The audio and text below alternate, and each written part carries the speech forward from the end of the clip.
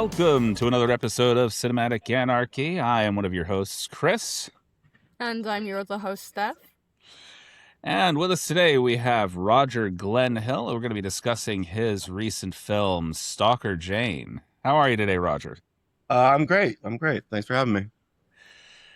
And so just to get started here, honestly, I love this film. I do. Nice. Halo knocked it out of the park. She was an amazing actress. Creeped me the hell out.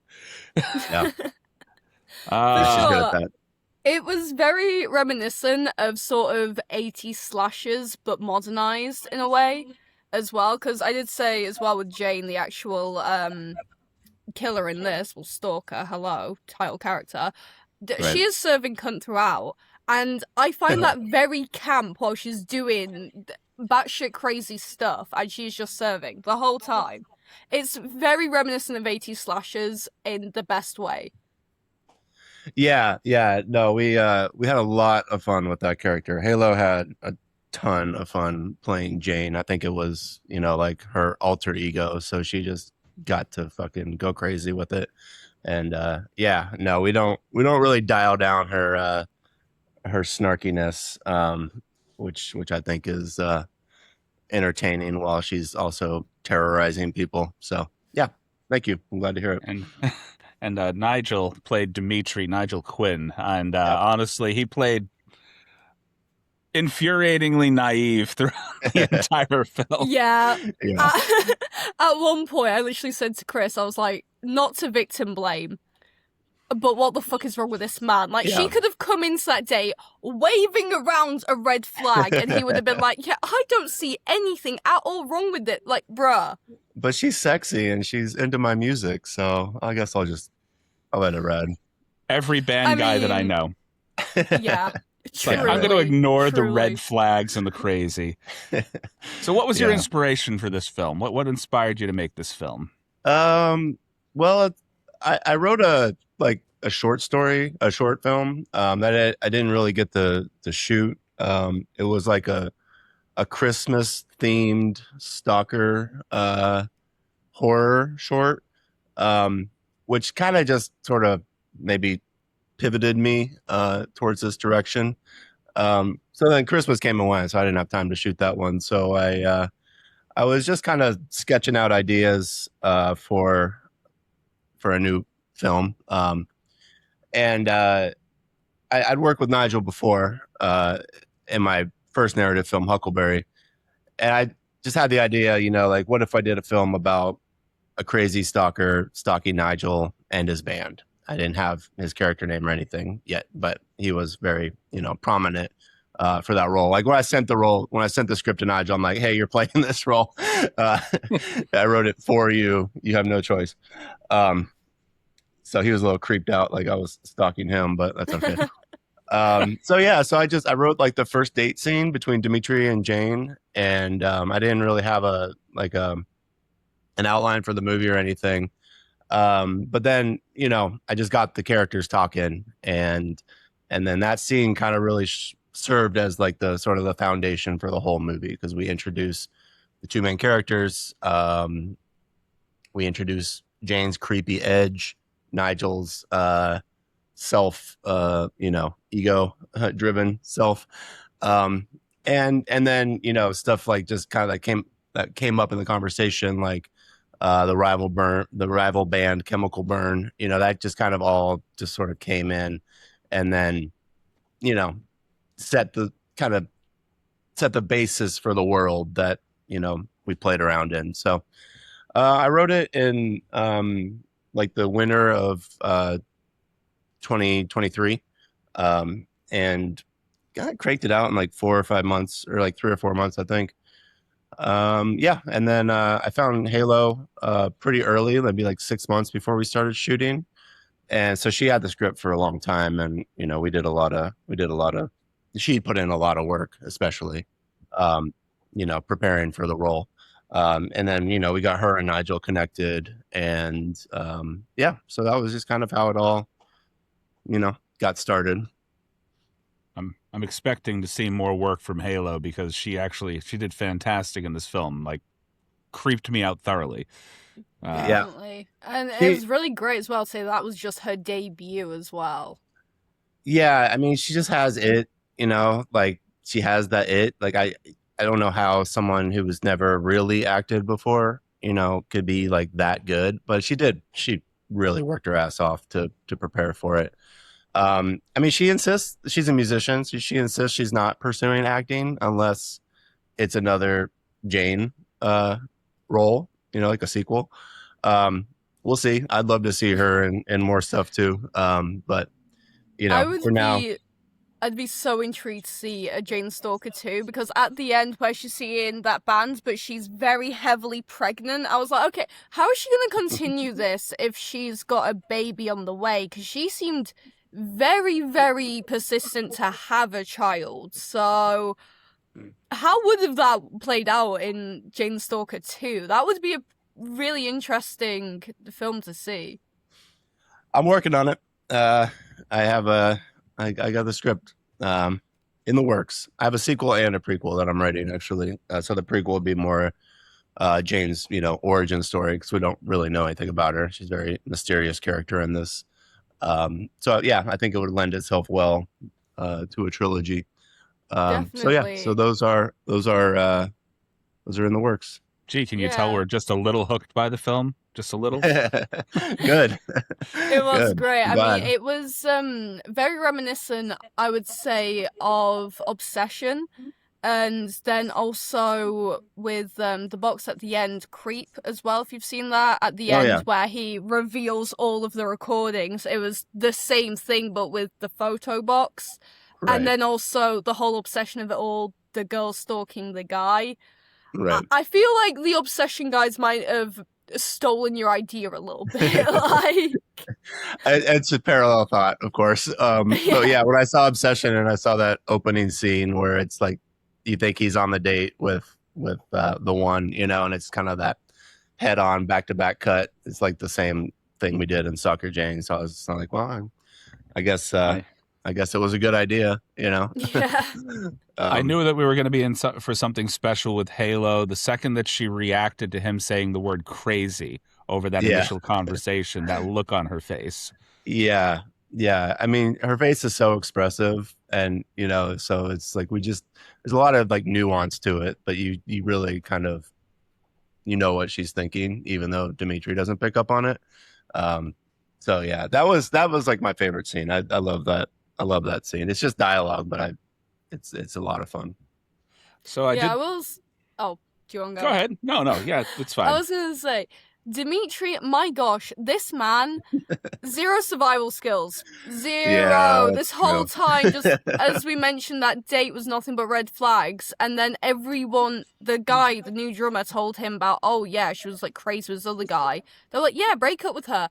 And then is fine with her coming over, and then breaks up with her the next day.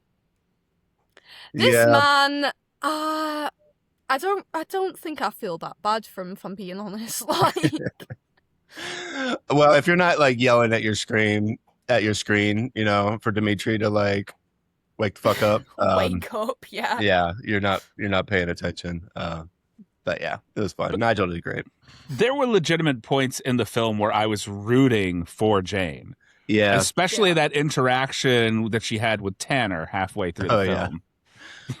Well, that's kind of the secret, is like she's like an anti-hero, like she's the hero of the story. She has her motivations for what she does. She's not just like a psychopath who goes around killing people. Like she has a reason. Like she is a psychopath, but she has a reason for like what she does. It's not always like the first option to like start killing people, but she'll get there pretty quickly if it's to advance the profile of her favorite band of the moment. So yeah, it was good. Like, of the moment. That was a good way to put that. Yeah. Yeah. Hence the box. Right. Yes. It seems like she's been doing that for a little while. I like the question he asked. The one smart question he asked the entire film. How old are you? Yeah. Well, I needed to sort of like for her to have enough history that, she couldn't be like 23 or something like that. necessarily, because I needed a gap from her previous encounter with Bill Blaze and stuff. So, yeah. So I do have to ask, are her tattoos legitimate, or were they something you put on her? Oh, for no, the those are all Halo. Yep. Okay. That's all real. Yeah. Yes, we noticed the Bible verse. What was it, on Chris? her arm here.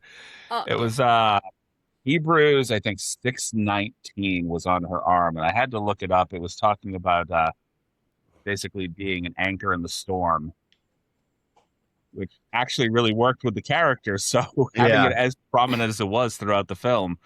Yeah. Yeah, she's got some great tattoos. Yeah, they were cute. But as well as with the tattoos at the end when he's talking to the detective guy, and he's like, you don't have any photos of her, nothing like that. And it's like, mate, tattoos! She has very clearly tattoos. You've seen her naked. You can describe what tattoos she has. Well, I don't think Dimitri pays a lot of attention to, like, she has this tattoo. He's probably just like, oh, she's got a bunch of tattoos, He's not very observant. No, he's not particularly observant. No, that's the lovable naivety of the character is what that was. Yeah. Is right. Like, I'm not paying so much attention. I have too much ego in the game right now, so I'm not paying attention fully to the person in front of me. Just her reaction to me is what I'm enjoying. Yeah, and she never answers like any questions. When he does ask her questions about herself, like, she'll just deflect and put the spotlight back on Dimitri. So, even the few times where he does try to, like, inquire about her and her life, it just gets flipped right back on him. So what was it like making a film like this on a shoestring budget? I saw you had about $100,000 to work with to get something like this done. And honestly, it's fairly impressive for a budget that low. Truly, yeah. Thanks. Yeah, no, it was, I think, like, total dollars spent about 110, 115, something like that. And that's every stage, pre-production, production, post-production. I served as the writer, director, and editor of the film, and, like, honestly, like, the producer as well. So I didn't pay myself. So, there's a big chunk of savings right there. And, you just kind of, like, work with what you have. So, I didn't have the full budget available to me when we started shooting. Got through it on a credit card, at the end. I had a certain amount of money, but, just got through it. And then recouped as I was editing the film. So I could just go right into the edit and then, start raising, more money to bring in, the sound mix and, the sound design, the music, all that fun stuff. So we shot most of it in Cleveland, Ohio, which is a good place to shoot, because it's not particularly expensive here. And, they could get a lot of, like, buy-in from, like, local businesses, like the restaurants and stuff. Like, most of them didn't charge us anything, or they, maybe they charged me like a couple $100 just so they could have somebody on staff while we were shooting and stuff like that. The boats, the boat scene, like the boat rental place gave us like 2 boats, for free. So really, like, kept the budget lean. But, everyone got paid, everyone got fed, so it wasn't like, I was completely, like, just squeezing every, like, drop of juice out of it. But yeah, we had a blast, pretty small-ish crew, but not like a tiny guerrilla crew or anything like that. In all honesty, in indie filmmaking, if you're not wearing like 4 or 5 hats at once, this is not an indie film, because the whole budget is on credit cards, crowdfunding, or some kind of fund out of nowhere. And then if you're the one making it, you are writer, director, producer, sometimes first AD, like doing the whole scheduling and stuff. So I definitely feel for you there. It is unfortunately the curse of indie filmmaking. But I will say, even though you had a shoestring budget, the gore was very well done. Like, the absolute theatrics of chemically burning to death, like, that was camp. Yeah. I loved it. Yeah. That was by far the hardest sequence. I mean, I think it's pretty obvious why it was the hardest sequence. So that was one full crew day. and then like 3 pickup days. Like just the shot alone of like the face melting against the window, like that was like 4 or 5 hours of just, you know, in my driveway just for that one shot. Wow. With like a real skeleton crew, like 3 or 4 people. But yeah, we had to go back and reshoot, or just, you know, we had to do some reshoots to really fill out that scene. But it worked. I'm kind of glad we didn't get it all in the one day that I had allotted for it, because it allowed me to get back into the script. So like the whole thing about like the really annoying band manager talking about like you know, the blind kid benefit show and you know, that like that whole his whole character was like he was the only one available on the reshoot, so I had to like kind of give him something to say because I didn't have the other actors, so I just filled in the back with like ADR and stuff. But yeah, I mean, that's just kind of like indie filmmaking, you know. You kind of got to roll with the punches, and then sometimes it like turns out even better than what, you know, you allotted for in the first place. So yeah, definitely, so it was a lot of that was a lot of work to get that sequence done, but I mean it paid off. It didn't look cheap. Thanks. So great job. I do have to ask one thing about the gore. Sure. Was that a cutaway shower? Like, did you have it set up so that I guess it's the character the guy that played Hampton, Sean? Yeah. Was that his actual head, or did you get something hyper realistic made of his head? No, we got a hyper realistic silicone head made for him. A good buddy of mine, his name is Brooks Wenzel. He's he does a lot of things. He does like rigging for big concerts and stuff like that. He's been on tour with like Bjork and Teddy Swims and stuff, but he's also like a really talented artist. And so he was Sean's down in Atlanta, and Brooks met up with Sean and did the whole like, you know, cast of his head, and I came up with that beauty. And it was kind of funny because we were on set, and I was like, I'm not getting enough value out of this head that I paid a fair amount of money for. So like that's where we wrote just like on the fly, unscripted, just that whole scene of her like talking to the head. That wasn't in the script or anything. It was just kind of like, let's just do it. And Halo, she's just got great like ad libs sometimes, and so she was just like, you should have probably studied jazz drumming. And I was like, kind of like a rule that I had, like, is if it made me laugh, then, you know, off screen, then we put it into the movie. So yeah, no, that head was real. She's right about the jazz drumming, though. Like, have you seen Whiplash? Yeah, it is kind of important. Yeah, for sure. But yeah, no, I was just wondering. I mean, she's right about a lot of things. Yeah. You've seen a lot of movies that'll like save budgets on, okay, we're just going to cut away this little piece here, and you just lay underneath with your head sitting on the shelf. And oh, right. Yeah. Yeah, no, we got the most for that. $500 that I spent on that. Yeah, although we misplaced the fucking thing. Like it's gone in the world somewhere. I don't know where it is. So I think it's gonna like turn up on Storage Wars someday. They're gonna like find it, like empty out a storage locker and find that head. And so I don't know. That's gonna be a very bizarre find for someone one day. Yeah. I think that'd be hilarious if that is, you know, what happens with it. Speaking of guys who obviously have to get miscredited quite a bit, I spent a little bit of the movie looking for Gordon Ramsay in the film until I realized that was D Weasel. Yeah, donkey. Yeah, just coincidence. They spell their names slightly different. Our Gordon is Ramsey. The other one's Say. But yeah. I realized that after the fact. Yeah.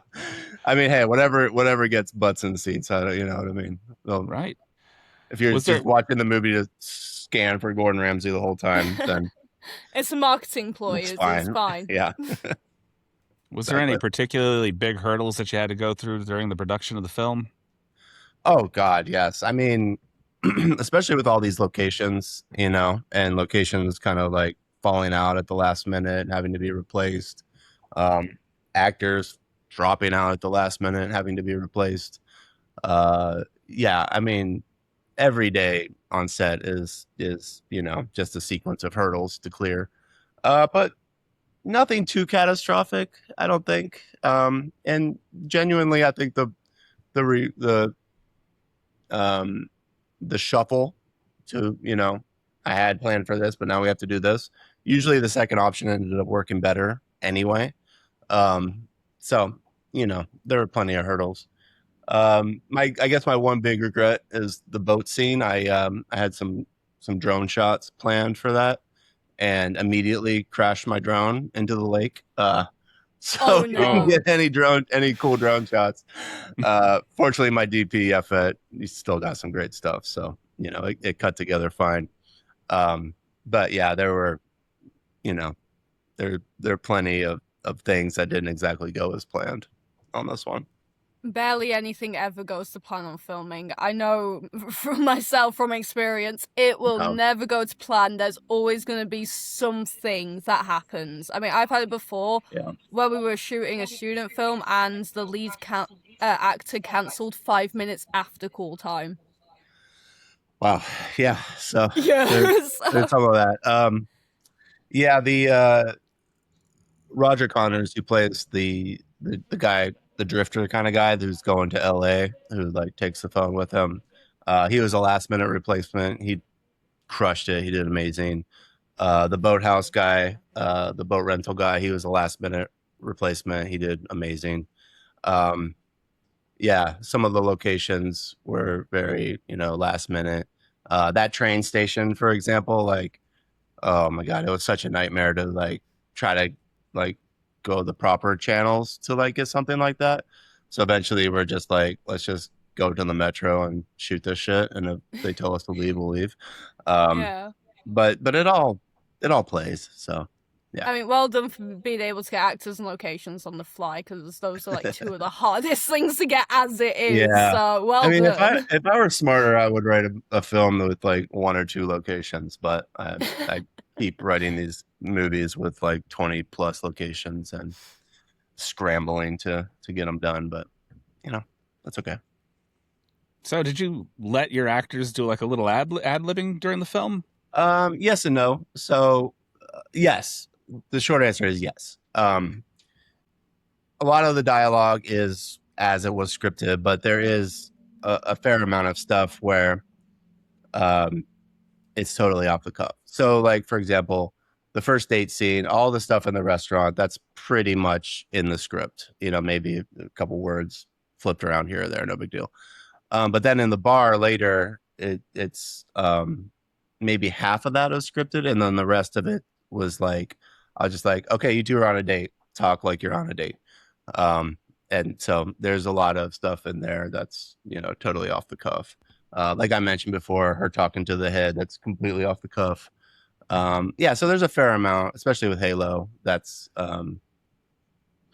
ad-libbed or, completely unscripted, and we just kind of like rolled with it. Yeah. Halo, there's nothing that says you can't be a musician and an actress at the same time. That's right. A lot to juggle, right. But you're good. That's right. She's amazing. Sorry. Things. No. My apologies. I just had a cat incident. He literally just jumped up behind my computer over here, so I'm trying to get him to get down. My apologies. Oh, you're good. Just every day of a cat just causing a ruckus. I will say with this, did you take any inspiration from the campy 80s horror slasher? Because this was very camp in the way that, Halo portrays Jane, in the way of how the guy's a rock star, but he's just super egocentrical about himself. There's a lot of campiness to it. So, like, was that intentional, or was that just a byproduct?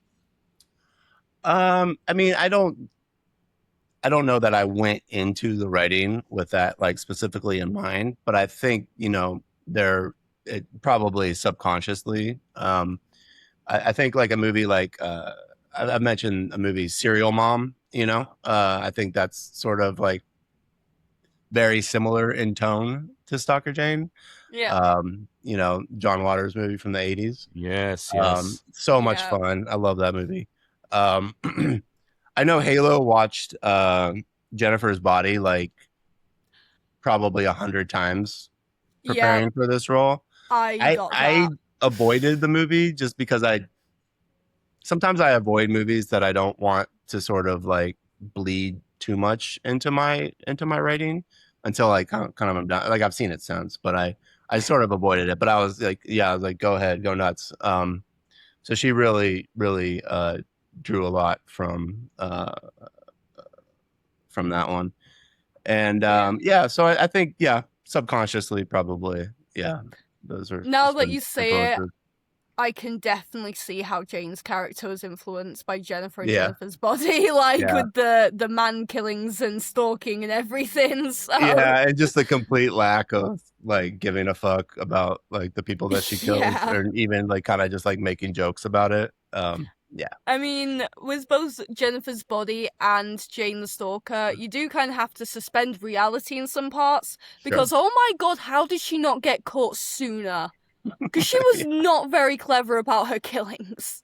But also the same thing happens in Jennifer's Body. She's a little messy for sure. I'm going to address a little bit of that in the prequel, I think, to give a little more explanation as to why she's kind of so freewheeling with her, things like fingerprints, bloody fingerprints on a garage door and what have you. Yeah, I saw that. But it is a hearty amount of suspension of disbelief is helpful. I also don't have a huge amount of respect for police, so I don't typically cast them as like, I don't write police like as like these great crime solvers in my films. Yeah, you're in the right place for that. So reality. Yeah. Right. So no offense to, I don't really give a shit. So that's just kind of like the world that I operate in, But we may or may not find them. There may or may not have been fingerprints, Yeah, right. Yeah. I mean, they did figure it out. I mean, they did show up at the Battle of the Bands, but she'd had dipped out by then. So I was going to say that she kind of felt a little bit like Ryan Reynolds from Voices as well, constantly talking back and forth with the head. Yeah. And it's also like, the people she kills are maybe with the exception of her first kill, like Valerie kind of got a raw deal, but like all the guys she kills are like pretty obnoxious. And like, so you do sort of like enjoy like seeing them, I think my favorite scene is when she shoots Tanner in the truck. Obviously there are spoilers in this. Yes. We are a spoilers podcast. So if you're watching this it's been out long enough. Like you should just watch the movie. But the whole bit with like the window rolling up, like that wasn't, I don't think that was in the script, but it was just like so funny on the day as just a way to like cut that tension with him just like slowly winding up the window. Like, come on, put a little effort into it, man. Yeah, I was just saying, why does he wind up the window and not just driving away? That's a fair question, but I think it's like you're in a panic situation. Your brain isn't really like functioning on all levels. Wind up the window real quick. Yeah, but it's just so funny when it's just like you build up all that tension and then you're just like. Right, the antique glass may slow down the bullet a little bit. Maybe, yeah. And then like the whole like him falling on the notepad that says "terribly late equals terribly lame." Like that wasn't in the script. That's just something that Tim like legitimately sketched in his book. I was like, oh yeah, we're definitely going to use that. That also kind of lends to the fact that the cops in the film were really not all that bright. Yeah. Because everything she did technically would have been to legitimately frame Nigel for everything. I legitimately never even thought about that. But that's why we thought it was going, because like his girlfriend, his bandmate, the guy who he kind of had beef with, like it could all come back to him.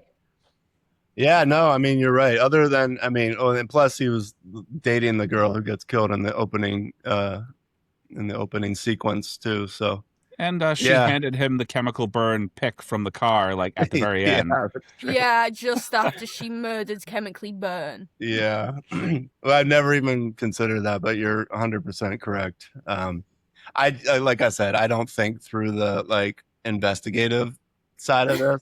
I'm much more focused on the. I like that it didn't go that way. Yeah. Yeah. I do have a question though about Jane. This could spoil your prequel / sequel, so feel free to not answer if so. But is she batshit, or is she just possessed? Because there are points where it kind of seems like she snaps a little bit, and I was like, is this a possession type thing, like obsession, or is she just insane? Because it really could have been either or. Especially if she watched Jennifer's body to prepare for the role, because Jennifer was also a victim in that. She was possessed. So which was it? Unless it's spoilers. Batshit. Yeah. Right. Yeah. No, she's not possessed. I could kind of like see where that influence is coming. You know, but no, she's not. She's not demonically possessed. She's just a little cray. Right, A little. enough. Just a little. Yeah, only a little bit. Smidge. I'm a bit cray-cray. unhinged. She's a psycho. Yeah. Yeah, I mean, I definitely ended up liking Jane a lot by the end of the film, which is, I'm guessing, kind of what you were going for. Yeah. Yeah, it is. I mean, it's her story, you know. Dimitri is the love interest.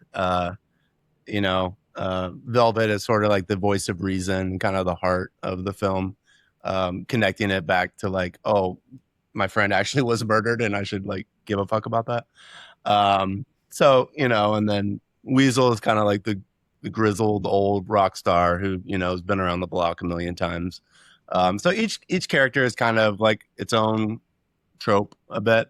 Yeah, but I think Jane is definitely the hero of the movie in a disturbing way. That's actually, I think, why I liked the film as much as I did, because Jane could have very easily been just some mindless, unhinged psychopath throughout the entire film, and there were elements where I contrasting her against a lot of the kind of either naive or douchey guys throughout the film that made her feel more sympathetic as a character. Yeah, definitely. Yeah, I mean, to be fair, most of the characters were quite insufferable, apart from Velvet, because she was the only one who really made any sense. The rest of them, it was kind of like, wow, I don't feel bad. It's almost like Jane was the protagonist, and everyone else was the antagonist in a way. So I even said with Dimitri, like near the beginning on the date thing, I was like, wow, I can't wait for this man to get killed, because he is so full of himself. Yeah. Yeah, I mean, I think, I mean, he's so cute though, so it's kind of like you can't really want Dimitri to die. I don't think I was rooting for Dimitri to die. I was kind of expecting it after the whole setup of the guy, the last guy that she dated, when Weasel was talking about from the other band that he had basically killed himself. I was waiting for it. The difference being is that he refused to give her a kid, and Nigel did. Yeah. Yeah. Well, we're gonna revisit the story of Jane and Bill Blaze in the prequel. So I am. Nice. Did he kill himself? Did he not? It's. Don't tell us yet. You'll have to find out. You'll have to wait until I produce the movie to find out the answer to that one. Why did she want a baby so bad, though? Is that also going to be explained in the prequel? Because I was just kind of like, girl, why are you trying to get knocked up right now? Yeah, I think that is another big why that is going to be addressed in her backstory. Yeah, but nice. Once you kind of know where she actually comes from, it should make sense. Okay. Yeah, see, all right. Very interesting. You're asking for spoilers he can't give away yet because the film isn't out yet. It's not even written yet. That's okay. Right. Well, no, ask I got about 80 questions, pages in, so Can't wait. Yeah. Can you give us any teasers for your prequel? It spans different periods in her life, so it's kind of like a kind of like a Godfather 2 with different. I mean, it's just like Godfather 2, and it's brilliant and phenomenal. No, I'm just kidding. I mean, I think but it's kind of got like two parallel storylines of different times in her life. It's juxtaposed back and forth with each other. So a true villain origin story. Yeah, going full origin story on this one to kind of like fill in the gaps of like what you said, like why she's so obsessed with having a baby. What led her to be so unhinged and blasé about murdering people and stuff. So yeah, Lovely. That's all gonna be in there. I don't know if I truly see her as a villain, honestly. I think it's just your perspective. It's like what do you value more? Like incredible transcendent music or like the life of like kind of annoying dudes. It's like so it's all about your perspective if she's a villain or if she's a hero. As annoying as he might have been, she was working really hard to help him transcend to a different plane of his career. Oh yeah, no, Truly. 100%. Yeah, I think in Nigel's story or in Dimitri's story, she is the hero. Even if he doesn't see it that way, he probably won't. Maybe not. Probably not. Not after all the stalking and the crazy stuff. Right. Yeah, that VH1 behind the scenes documentary is going to look really interesting. Yeah, how'd you get your start? That'd be fun. Well, I had this girlfriend who murdered my competition and my critics, and she also kind of murdered my ex-girlfriend too. Yeah, I'm not even sure if he ever put that together. All right. Well, I really do appreciate you sitting down with us, talking about the film today. Honestly, this is a great film. I enjoyed watching it. I recommend everybody watch it, or everybody that's watching this anyway. Are there any other final words you'd like to give to kind of promote your film before we head off into the sunset? Yeah, I mean, just check it out. Just watch it. Tell your friends. Rate and review on all the sites. That's like super helpful. We have a DVD if you want to be a superstar and get the DVD. Eventually I'm going to make a series out of this. So follow at Stalker Jane Film on Instagram and TikTok. Yeah, just kind of get involved in our journey and help us flesh out, help us tell the full story. So there's more to come. Well, I'm definitely looking forward to Stalker Jane, the prequel. Sounds very interesting. Great. Believe this is available on Tubi, if I'm not mistaken, but are there any other sites it's available or up on outside of? Yeah, and I definitely recommend people rent or buy it on Amazon or Google Play, because the commercials are just, well, I hate watching a movie like this with commercials. It's a fun movie to like just get your friends together and get some popcorn and have fun yelling at the screen with Jane and her antics. So yeah, so Google Play, Amazon. It's on Cranked Up TV. If you subscribe to Cranked Up TV, you can also watch it there without commercials. Yeah, and then you can order the DVD off Amazon, I guess. I will be doing that because I love physical media. So awesome. Me too. We are big fans of physical media here. Yes.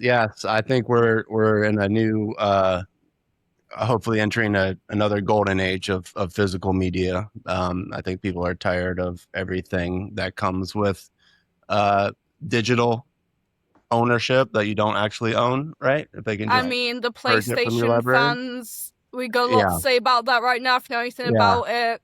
So get yourself a DVD before Jeff Bezos decides that it's not available anymore on Amazon. I paid $25 for a movie and they lost the license to show it, and now I can't watch it anymore. It's like, oh, okay. Yeah, well, that's why would I of not go buy media. the DVD? what is this world? Yeah, so long live physical media. Hell yeah.